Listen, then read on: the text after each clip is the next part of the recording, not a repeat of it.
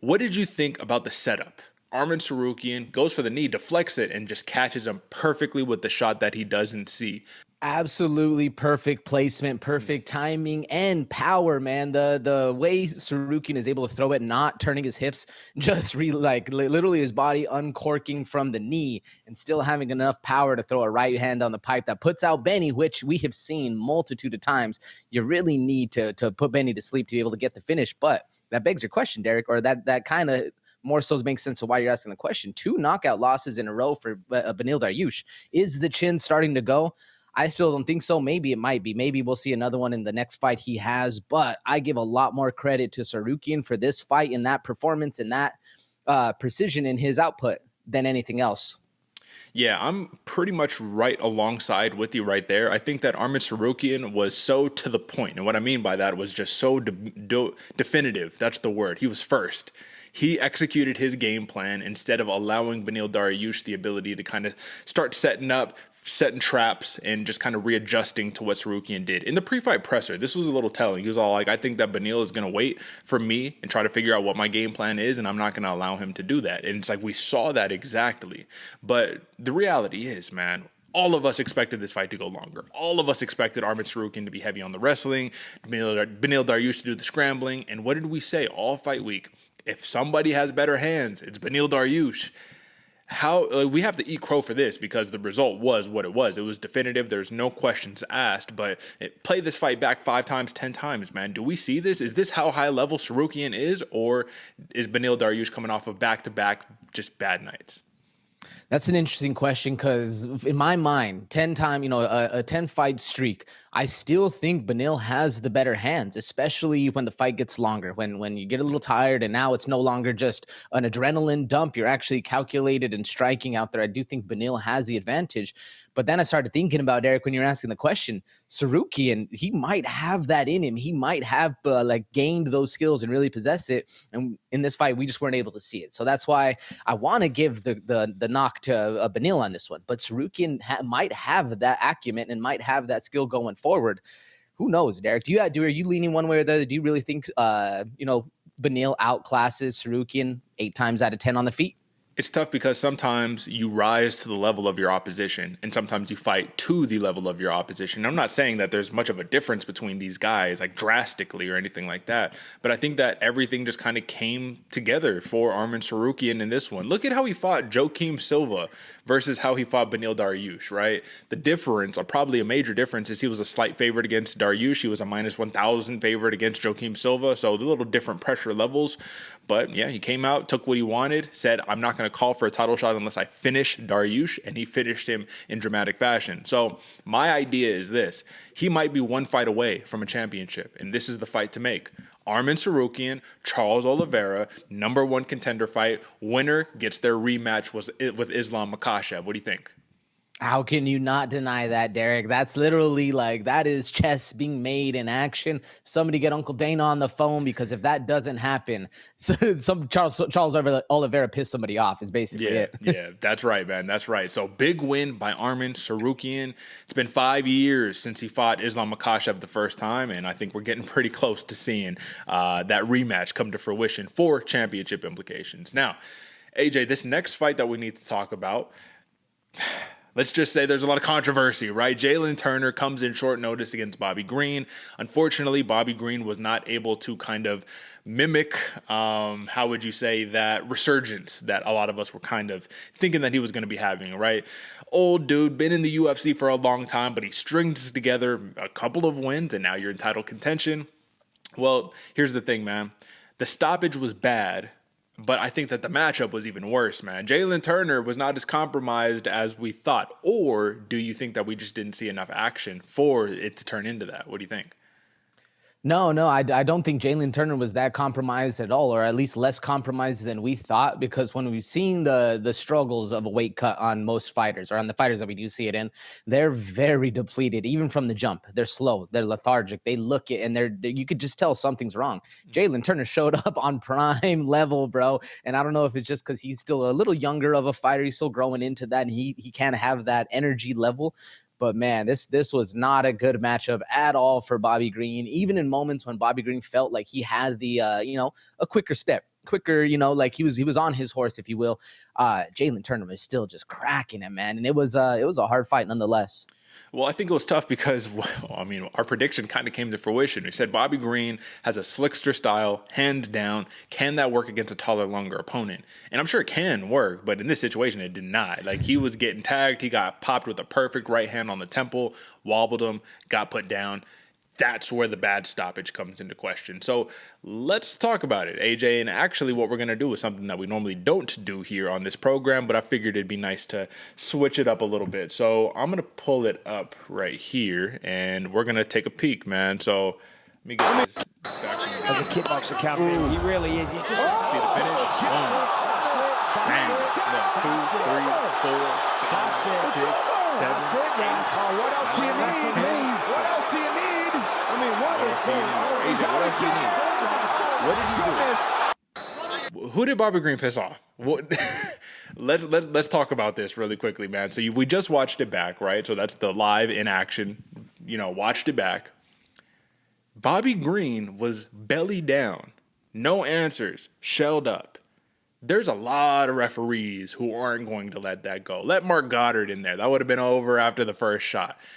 I think it's fair to say that Bobby Green probably took 6 unnecessary shots. I'm not going to say he was unconscious during all of those shots, but a lot of people are calling worst stoppage in UFC history. That could be a little hyperbolic. I do think this is detrimental to a fighter's health. And if you have one job as a referee, it's to not let them be in that bad of a spot. What did you think about this fiasco?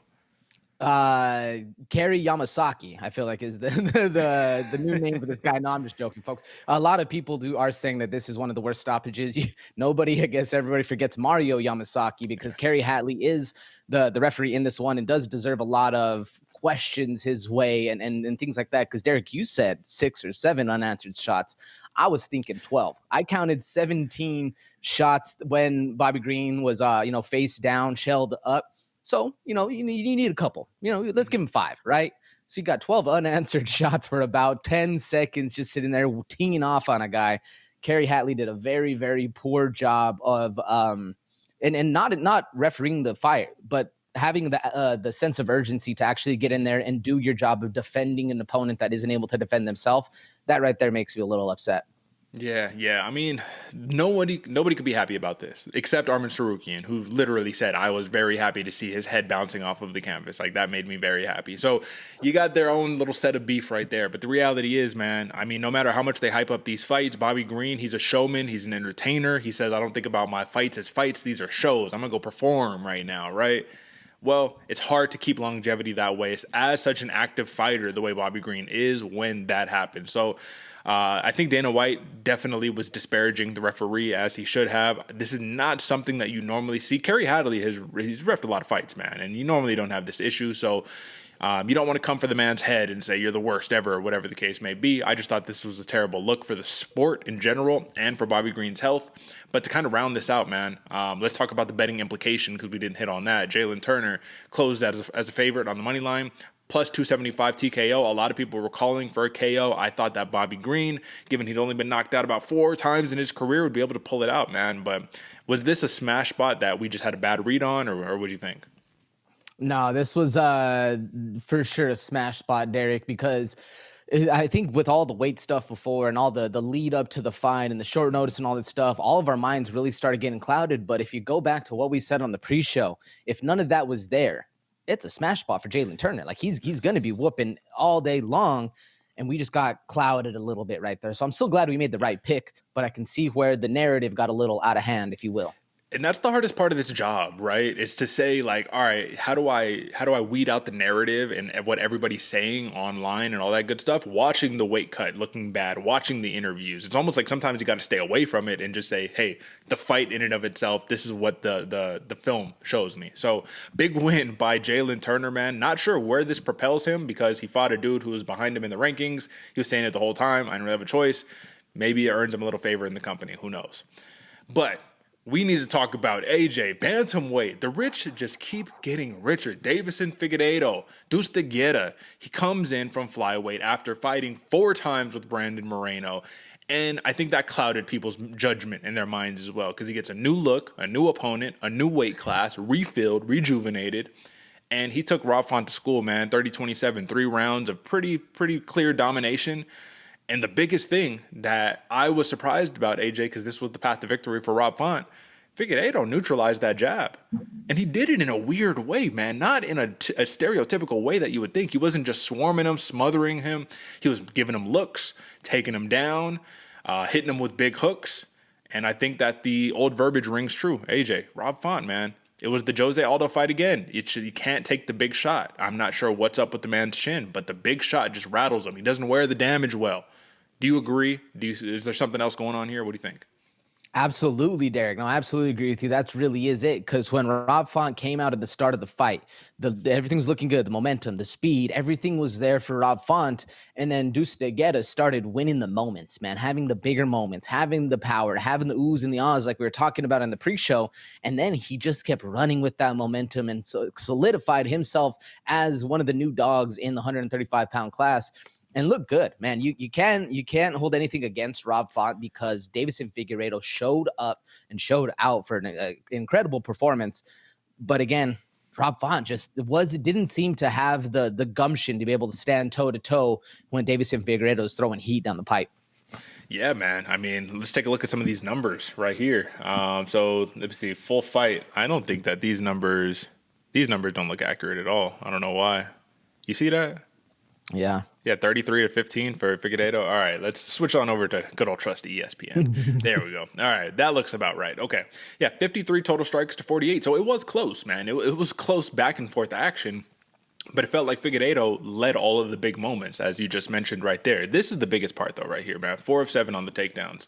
Now, Font did a great job to kick off the fight, right? Using his legs, making sure that he is just creating sprawl opportunities, getting back up to his feet, not letting Figueiredo control him. And that's what I thought. If Figueiredo couldn't control him and Font could keep getting back up, going to be a long night. But who would have known, man? We knew the power would translate, I felt like, for Figueiredo, right? That was the number one thing he had going for him. He had massive power. I didn't think that the speed would be such an issue, man. Rob Font is clinical, but what's the phrase, AJ? Go ahead. What's the phrase? Power beats speed or timing, or go ahead. Speed beats power, timing beats speed. There we go, right there, man. So normally that's the case, but Figueiredo had the power and the speed, and he just demolished right there. So let's talk about ceilings. Rob Font, it's sad to say, man, but he might have found his ceiling in this division. It's not even sad to say, but he might have found his ceiling as a 5 to 10 guy, right? Which is not bad. Figueiredo, though, bro, he's the 4th, 5th, 6th guy that could be a champion in this division, man. What's the ceiling for Figueiredo? Can he actually fight a guy like Sean O'Malley and come up on top? Wow, oh man. Because I was thinking, like, what's the ceiling for Figueiredo? Probably to the top, probably champion. Like, he has that skill set. He's done it before. He has the the mindset and mentality to get it done. But against a guy like Sean O'Malley, you know, or even a Piotr Jan or Aljamain Sterling or anything like that seems like a hell of a mountain to climb. So I'm thinking right about there, contender, number 2, number 3, right around that spot. That's what I'm thinking, just realistically, if you will, until we see him prove otherwise. What do you think the ceiling is for Deuce Deguetta, Derek? Yeah, I just need to see him be able to defeat a guy like a Corey Sandhagen or Sean O'Malley, the really tall, long, lanky guys who can give him a lot of problems and who can grapple a little bit too. Sean O'Malley's more of the question mark, but Corey Sandhagen is my benchmark. Can you surpass Corey Sandhagen? If you cannot, you have a clear cap in this division. If you can, championship aspirations, pretty much right there. So big win for Deuce Deguetta. Like I said, the rich get richer in the bantamweight division. It was crazy to see. And then, yeah, Rob Font, I think gatekeeper for the time being, you know, him and Calvin Kattar kind of in that same spot where you're right there. You're right on the cusp. You just got to string a couple together. And the older you get, the harder it's going to become. But for the time being, this victory, you know, all about Deuce Deguetta, Deiveson Figueiredo, plus 325 decision, man. That was a big one. AJ, Sean Brady, this was a chalk smash spot that you hit on the money line, but in the grand scheme of things, actually, you hit on submission, right? You were kind of leaning submission for this. I was leaning submission. So, yeah, smash spot, clear. And this is another one of those things where, admittedly, sometimes you just got to take the flyer. You got to say, all right, the guy with the experience, the guy who's fought everybody, he should give this guy problems. But I think the thing that we learned about this more than anything, and this is going to be kind of weird, but I think we learned that Bilal Muhammad is really good. That was like my number one point after watching this. I was like, Bilal Muhammad is really, really good, because Sean Brady just clinically, surgically dissected Kelvin Gastelum for 3 rounds until he got the submission right there. And Gastelum, we know can crack. We know can keep that front pressure. But the man couldn't stay on his feet to save his life, AJ. He threw a punch, he would fall over. He'd get tripped. There was no balance. Was this a bad night at the office for Kelvin Gastelum, or was this the beginning of the Sean Brady revenge tour? So normally I do lean one way or the other, Derek, and I actually think it was a little bit of both. A little bit of Calvin Gastelum needing to find himself in the return to the division, the return to 170, like find himself in that mode and in the spring of things, if you will. But also Sean Brady coming off of his first loss, like this was one of those ones where he's like, dude, I need to also get back. I need to also do my due diligence and really become the fighter I was. So I think it was a culmination of both of those, right? Because I can't take anything away from Sean Brady in the performance he had and the damage he was doing and the things he was. But to your point, Derek, there were certain moments that Calvin Gastelum just didn't look like the old Calvin Gastelum. That sharp, the sharp fighter, the one who's always finding a way to better his own position going forward. So I think there's a little bit of both. If you had to put the blame or the praise on one or the other, Derek, are you leaning one way or the other? Or are you going down the middle with me?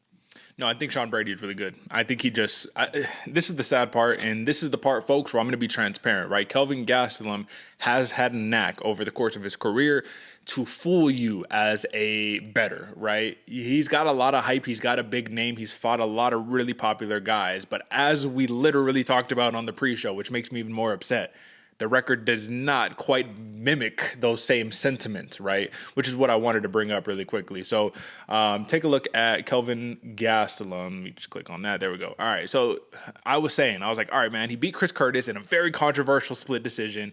The next win that you had right there was really Ian Heinz, right? You got Jacare win, Bisping, but back in the day. These were really big names, though, man. Cannonier, Whitaker, Hermanson, Till, Adesanya, Weidman. So you don't compare a Sean Brady to those guys. But this is the same thing, man. This is the same thing we're seeing. It's not really finishes, but it's more or less the same. So it made me sad, because I think Sean Brady was just the clear victor in this one, clear victor in all areas, right, of this matchup. Look at these numbers. 97 total strikes to 21. Look at the takedowns. 5 of 5, 9 minutes of control time. This is clinical, AJ. So in a nutshell, you hit on it. Bad read for Kelvin Gastelum on this one. Shout out to Sean Brady. My question is, what happens to Kelvin Gastelum moving forward, because he does have the ranking of number 11? Are we going to see my man get the boot here in the near future? This is supposed to be the resurgence to 170, or do they chalk it up to say, you're a company man, you've been in here for a long time, we gave you a really tough matchup to start your 170 tenure, we'll give you something a little bit better this run? What do you think? That's definitely the latter. At least in my mind, Derek, Calvin Gastelum is a company man. The Ultimate Fighter winner, I believe it was 17. I could have that wrong, folks. If we are, let us know. But no, I do think the skill and the effort that Calvin Gastelum has presented to the company, they're going to do him a favor or two. Yep, Sean Brady plus 250 submission victory. Man, it was too easy. I'm still feeling for you, man, for that fight not to go the distance. But shout out to Sean Brady. But this was one of the biggest feel-good stories of the night. So there were a couple of them, AJ, and I kind of want to talk about a couple of the other ones. But Dustin Stoltzfus, he picks up a win. And in his post-fight interview, it was very honest and it was very vulnerable. And it felt like he needed this win not to keep his job, if that makes sense. So this is a bigger picture. When you need a win for your spirit, you need a win for your mental, for your psyche. And he got it against one of the scariest dudes you can get it against, man. Punahele Soriano. He submits him in the second round. But the more impressive thing here, AJ, isn't that he submitted him. That's probably the least impressive thing. It's that he outstruck him on his way to set up his grappling to submit him.